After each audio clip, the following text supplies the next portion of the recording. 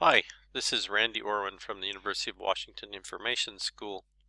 This tutorial is going to show you how to export your Audacity files to an MP3 format so they can be imported to other systems like VoiceThread. So we've got a file here that's recorded in stereo, and if you've recorded in stereo and you're only doing voice, then you want to take that stereo file and convert it into a mono track that will actually play better on the internet. So to do that, just move your mouse over to the gray area to the left of the waveform and just click once, and that will select your entire waveform.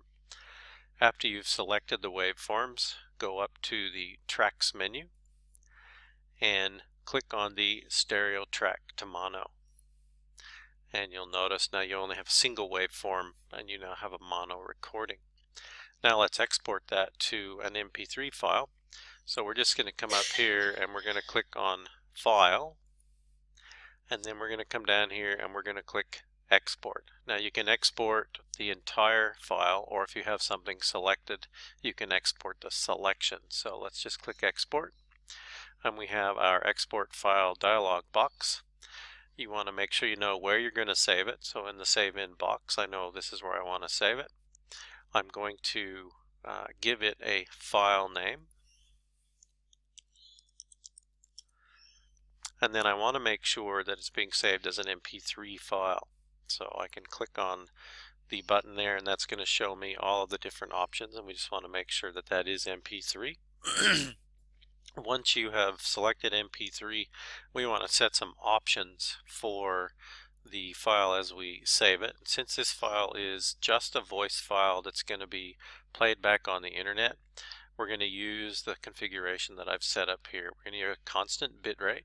We're going to use 48 kilobits per second, and we're going to leave the joint stereo.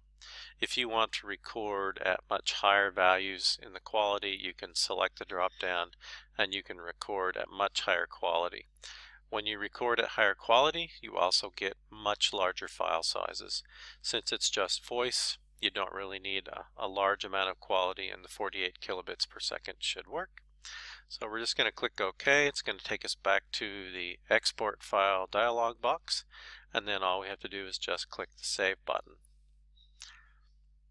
And we now have a file that has been saved, and now we can take that file and we can import it into VoiceThread or use it someplace else on the net.